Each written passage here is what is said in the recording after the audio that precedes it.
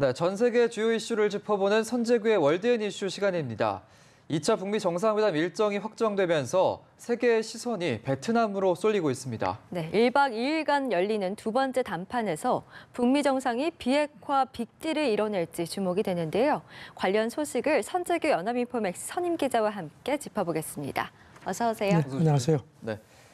어제 트럼프 대통령이 국정연설에서 2차 북미 정상회담 일정과 장소를 공식적으로 발표를 했습니다. 네. 일단 어제 그 연설이 굉장히 길었는데 북한과 관련된 내용은 좀 짧은 편이었어요. 작년 연설에 비해서 아주 짧았죠. 예. 짧았는데 작년에는 상당히 부정적인 톤이었는데 이번에는 뭐 상당히 좀 긍정적으로 이렇게 비교가 됐고요. 예. 한마디로 내가 대통령이 안 됐으면 지금 북한하고 큰 전쟁을 하고 있을 거다. 뭐 이런 얘기도 했고 예. 많은 일이 남아 있지만 뭐 김정은 위원장하고 관계가 좋다. 이렇게 가지고 핵심만 딱딱 짚었는데 일단 자기가 그동안에 구사해온 그 이른바 톱다운 방식이 먹히고 있다는 어떤 자신감을 보인 거라는 그런 관측입니다. 예. 네, 말씀하셨다시피 이제 북한 부분에서 굉장히 자신의 톱다운이 이제 먹혀 들어가고 있다 이렇게 좀 자신감을 보이면서 자기 대북 정책에 대해서 좀 항상 자신감을 내비쳤는데 그래서인지 과거 트럼프 대통령이 자서전 속에서 언급했던 본인의 외교 전략에 대한 관심이 높더라고요. 네, 외신들도 이거를 이제 다시 부각을 시켰는데요. 2016년 7월 그러니까 이제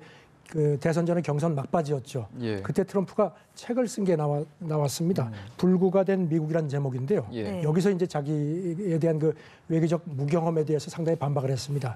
사람들은 내가 외교적 경험이 없다고 굉장히 비판을 하는데 그 오랜 경험 그리고 여러 가지 상황을 아주 면밀하게 검토하고 나서 어떤 결정을 내리는 그런 방법은 고리타분하다. 예. 지금 세상을 바라는 난장판이다. 굉장히 그 위기다. 그런 상황인데도 그 미국의 워싱턴의 그 기득권층이 이 지경을 만들었다. 나는 그들 말은 안 듣겠다. 이게 이제 미국 정보기관 수장들이 북한 비핵화에 상당히 회의적인 그런 그 의회 증언을 했는데 여기 이제 반박한 겁니다. 네. 그러면서 내가 그동안에 사업을 하면서 늘 예. 통한 방법이 있었다. 아주 간단하다.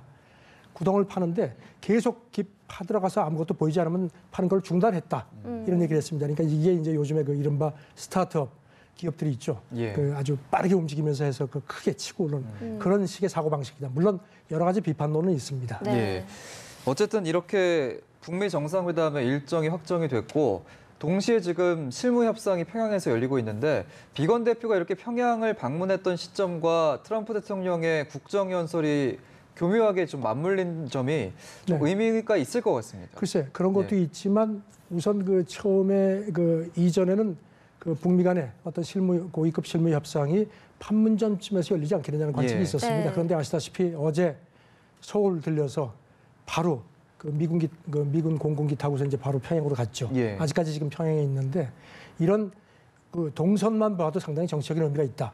그러니까 지난번에 그 김영철 부위원장이 그 백악관을 방문해서 그 당시에 뭔가 많은 얘기들을 했는데 어떤 그 당시에 뭔가 많은 교감이 이루어져서 이번에 어떤 좀 더 이를테면 이제 트럼프가 약간의 그 리스크를 안는 거 아니냐. 평양으로 직접 사람을 보냈다는 게. 그러니까 그만큼 뭔가 자신감이 있다는 거 아니냐. 그런 다만 이제 디테일의 악마를 얼마나 이제 평양에서 가라앉힐지 예. 이제 네. 그런 것을 이제 주목을 하고 있습니다. 예. 네, 이제 오는 27일에서 28일이면 북미 2차 회담이 열리게 될 텐데 여기에서 이제 주한미군 철수 문제가 의제가 될 것이라는 관측이 굉장히 높더라고요.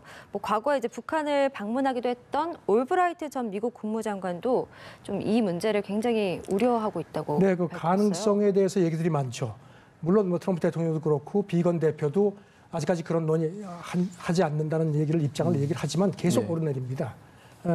여기 대해서 올브라이트 전 국무장관 아시다시피 그 2000년에 미국 강요로는 북한을 처음으로 공식 방문했죠. 그래서 김정일 위원장을 그 당시 만났죠. 예. 네. 미국 언론하고 그 이제 인터뷰를 했는데 트럼프의 이런 외교적인 접근을 지지를 한다. 하지만 문제는 준비된 외교가 필요하다는 겁니다. 네. 그러면서 이번에 2차 정상회담에서 예.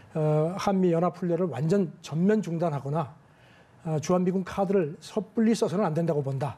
왜냐하면 그렇게 되면은 다음번 정권에 미국 정권에 부담이 된다는 겁니다. 예. 그러니까 자기가 지지는 하지만 신중하게 접근했으면 좋겠다 이런 그 입장을 표명을 했습니다. 예. 네. 아마 뭐 미국 내에서도 지금 2차 북미 정상회담을 둘러싸고 기대감도 나오고 또 우려감도 나오고 있을 텐데 미국 의회 반응은 현재 어떻습니까? 아까 트럼프가 얘기했던 그 코리타브란 사고 방식에 대한 네. 그런 뭐 맥락이라고 이제 트럼프는 또 얘기를 할지 모르겠지만 그 찰스 슈머 민주당 상원 원내 총무가 우리 시간으로 오늘 새벽에 CNN하고 회견을 했습니다. 네. 그러면서 이렇게 트럼프가 그 직접 이렇게 북한 쪽하고 접촉하는 걸 반대를 하지 않는다. 다만 진짜 합의를 해야 된다 이런 얘기를 했습니다. 그러면서 이게 시간이 많이 걸리는 거지 리얼리티 쇼가 아니다 이런 이제 지적을 했고요. 그다음에 이제 엘리엇 앵걸 미 하원 외교위원장이죠. 예. 이 사람은 이게 어떤 진정한 합의가 필요하다는 겁니다. 그러니까 이걸 위해서 자기 그 하원이 청문회를 열어서 점검을 하겠다.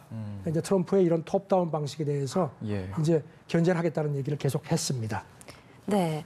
자, 이제 이번 대화의 당사자인 한북미도 물론 중요하지만 사실 중국도 이 상황을 네. 굉장히 예의주시하고 있잖아요. 중국 측에서는 이번에 이제 한 대사가 한반도 비핵화 그리고 평화 체제 구축, 그러니까 쌍중단 계속 가야 된다. 쌍행 병계라고 하죠. 네, 그게 네. 계속 가야 된다라고 했는데 사실 여기에 어떤 의도가 들어 있는지 좀 궁금하거든요. 추고홍 그 주한 그 중국 대사인데요. 기고를 했는데 이 사람이 지금 이제 쌍중단, 그러니까 이 연합훈련 이제 훈련이 중단돼 있고 미사일 핵 실험도 안 하고 있는 이게 예. 이제 진행이 되고 있는 상황에서 쌍계병행 이거는 이제 비핵화하고 평화 체제 구축 협상을 같이 하자는 게 이제 중국이 네. 계속 주장을 해왔습니다. 예. 이 얘기를 다시 강조를 했습니다. 이제 방금 전에 미국에서는 아니라고 하지만 어쨌든지 간에 이제 평화 체제 구축이라는 거는 지금 주한 미국 문제하고 맞물릴 수밖에 없는 상황입니다. 예. 그러면서 이런 얘기를 다시 부각을 중국이 시킨 게 어떤 이번에 이른바 빅딜 이런 것 이어질 경우에 아무래도 뭐 종전 선언을 넘어서 이제 이런 평화 체제 구축에 대한 어떤 좀 뭐 초기적인 논의가 있더라도 중국이 빠져서는 안 된다는 그런 걸 부각시킨 거 아니냐. 예. 아시다시피 지금 뭐 베트남 회담 때 어쩌면 그게 이제 미중 정상회담하고 또 시기적으로 일치가 되니까 그러니까 남북 그다음에 미국하고 북한이 같이 뭔가 할 수 있는 이런 거 뭐 심지어는 뭐 4자 정상회담 뭐 예, 그런 얘기까지 얘기도 나오고. 일각에서 나오는 상황이니까 중국이 우리 빼지 마라 하는 식의 그런 입장을 거듭 부각을 한 것 같습니다. 네. 알겠습니다. 오늘 말씀 여기까지 듣도록 하겠습니다. 선재규 연합인포맥스 선임 기자였습니다. 고맙습니다. 고맙습니다. 네, 감사합니다.